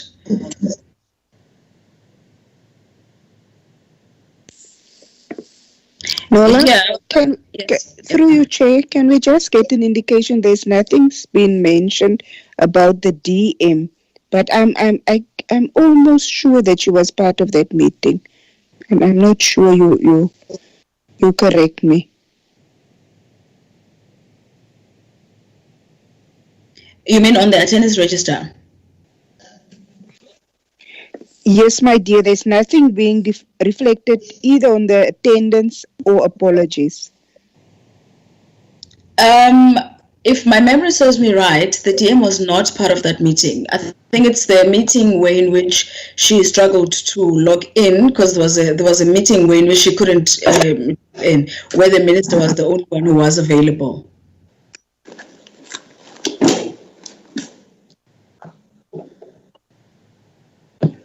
Okay, if I'm mistaken, the colleagues would assist me on this one, but if she wasn't on the meeting, she definitely would be registered somewhere in terms of the apologies. I agree with you, Nola. Thanks, Honorable. You can. Correct, Nola. All right. We are now on page, trying to work with my screen here. On page 5. Where the resolutions are. The committee took resolutions, and one of the major ones was that we need to undertake an urgent oversight visit to view the state of quarantine sites, and a specific focus would also be placed on the Zitabiseni quarantine site in Mpumalanga. So we tried to approach the office of the House Chairperson through our Chairperson. And what transpired in those discussions was that, because we were still on level 4 of lockdown, and therefore travel restrictions were still there, so we couldn't be able to travel. But the chair undertook to speak to the chairperson of the select committee in the SOP, so we can just make sure that the portfolio committee from the province would be able to undertake that oversight visit. But I think as soon as the lockdown restrictions in terms of interprovincial travel are lowered down, then perhaps the House Chairperson could advise as of whether we can undertake an oversight visit or not, because really it is that we can't. This is a matter that we can't leave until after the COVID-19 period, because it relates specifically to this period. So it would need to be taken into cognizance and be given the urgency it deserves. Also here, Chairperson, we have the resolutions tracker. I think I should allude to that. We do have a resolutions tracker, which is usually assisting us in terms of the programming of the committee. So the agenda items that we usually put on our program would mainly be derived from, or rather out of the resolutions of the minutes, and also out of the recommendations of the reports, such as the budget vote report right now. So what we'll basically do is to just keep following up with the department in terms of what is it that is still outstanding from their side, and why has it been so. So I'm saying that looking at the issue of number 5.4 of the resolutions, where we wanted the department to submit a list of all non-profit organizations who had sponsored EPWP beneficiaries, which to this day we have not yet received. I think that should be all on my side on that one, Chairperson. Chair, through you, with regards to the Zitibazeni site, I believe it was closed down and is not in use anymore, but I still believe we need to have a look at it.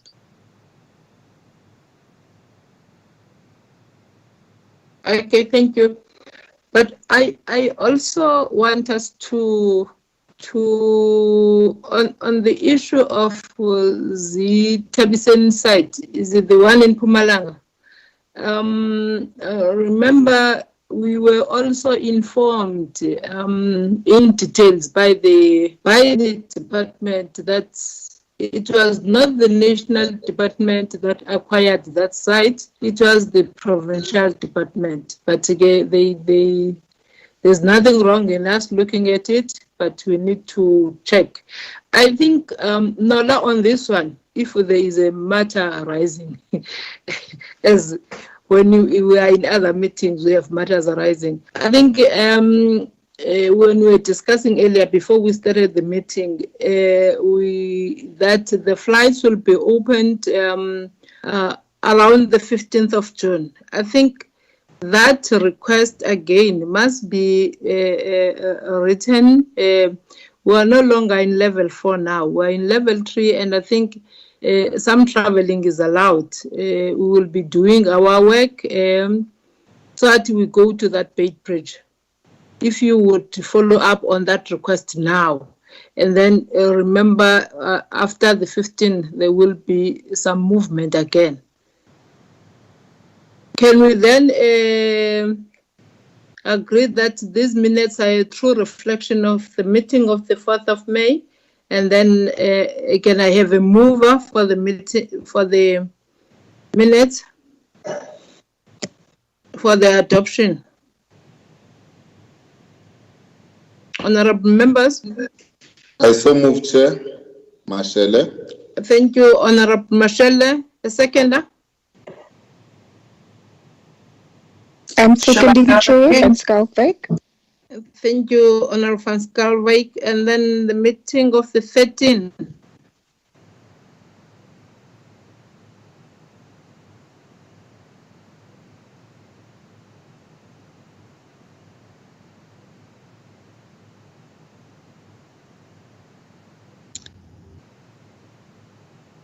Is it visible now, Chair? The meeting of the 13th, the minutes of the 13th? Not yet. Hey, this thing is giving problems today. I'm no longer looking at it now. I'm looking at my old sets of. Okay, I think it is now visible. Thank you so much. Yes, it is. All right, so this one was also a joint meeting between the portfolio and the select committees, where we received a briefing by the department and the PMTE on the 5-year strat plans and annual performance plans. So page 1 and 2 are also a reflection of the attendance register, and then we also had apologies. The apology of the Minister of Public Works and Infrastructure was also tendered because she was attending the NCCC. I don't think we should necessarily go in deep detail here, Chairperson, because all the matters that are raised here are basically reflected on the actual report. So the report that we've just gone through is a true reflection of what was what is entailed in the minutes from the 13th until the 28th of May. So if I may, on number 5 resolutions, the committee resolved that the department should send written responses to questions that could not be responded to due to time constraints. So as far as we are concerned from the support staff office, we've only received the written responses of the meeting that was held on the 4th of May, which was shared with the members, I think sometime yesterday or sometime last week, if I'm not mistaken. Thank you so much.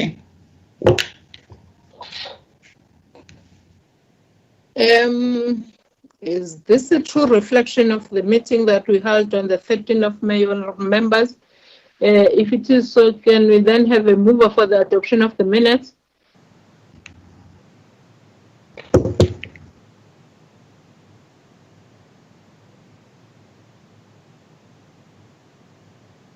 I'm moving, Chair.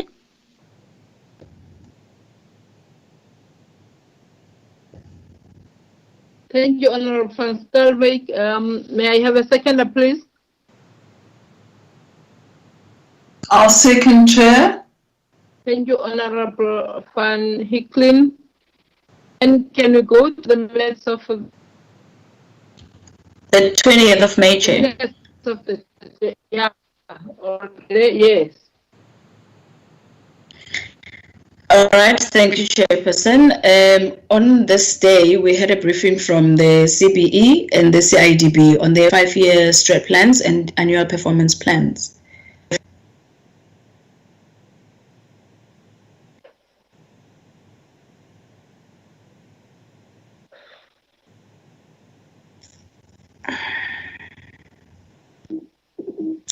I think the resolutions that are captured here were also captured in the recommendations of the budget vote report, as I heard my colleague pointing them out during his presentation. Also, the CIDB needs to report on the number of injuries at the construction sites in terms of their reporting quarterly to the committee.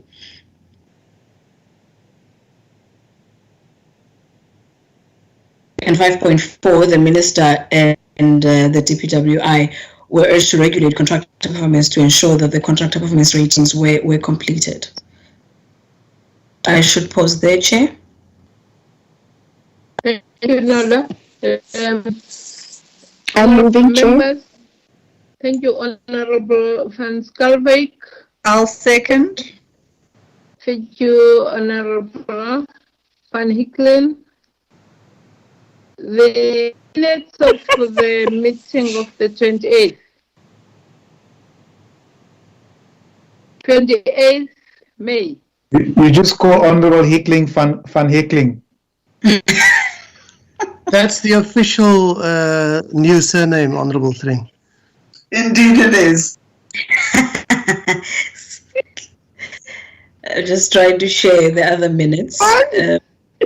Right, we've got the minutes of the 28th of May 2020, Honourable Chairperson, which was also a joint meeting of the portfolio and the select committees, where we had a presentation from the IDT and Agrima SA. And here, needless to say, that we've just labored the point about the IDT as well as Agrima SA, and they've also been captured in the report as well as the recommendations thereof. If I may zoom into the resolutions of the committee for the day. The committees undertook to consider whether the suggested exit strategy was the best solution for the department.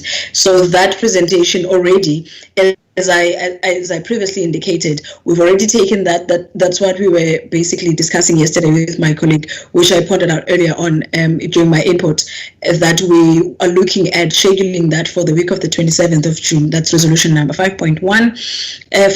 5.2, the committees emphasized that the minister needs a stronger monitoring and evaluation unit in the office. That's been captured on the recommendations of the budget vote report.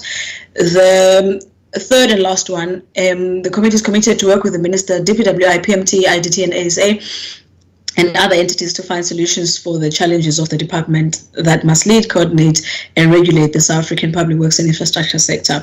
And I think this is one of the major roles of the portfolio committee that it has also committed to undertake. Thank you very much, Chairperson. May I have a move on our members? Apologies, Honorable Hickley.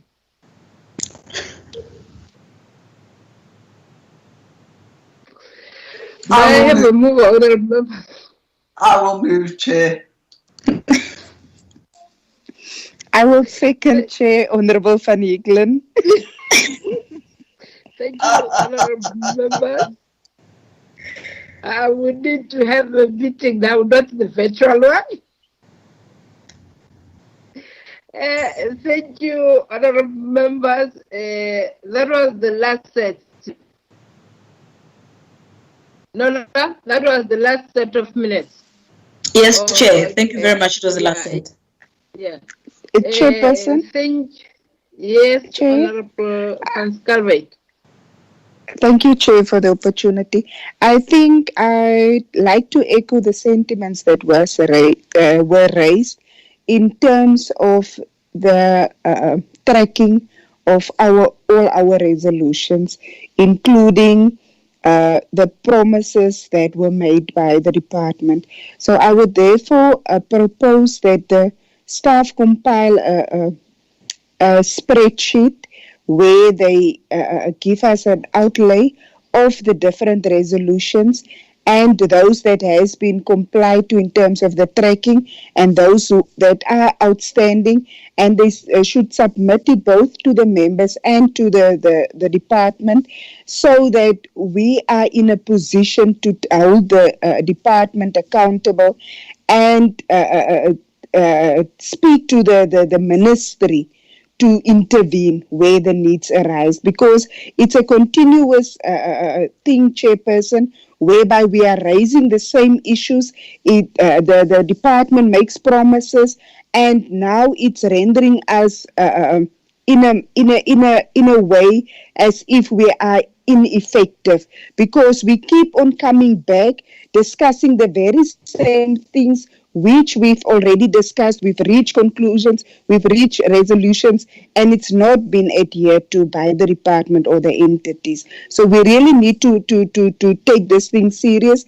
And if we can have that within the next 7 days, forwarded to the members as well as to the department, then we would really appreciate it. Thank you, Chair.